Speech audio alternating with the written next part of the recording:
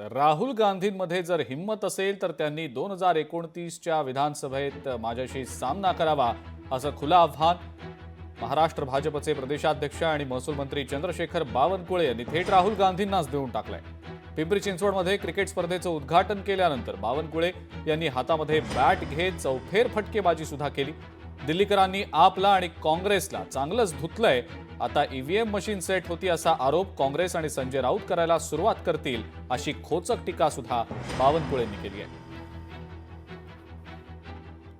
राहुल गांधींनी 2029ची लढाई कामठी विधानसभेची लढावी।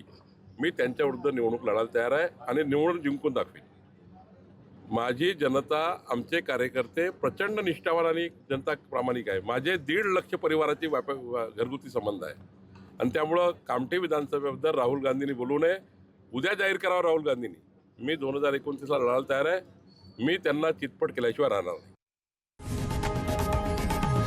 लोकशाही मराठी ऐका, पहा, जागरूक रहा।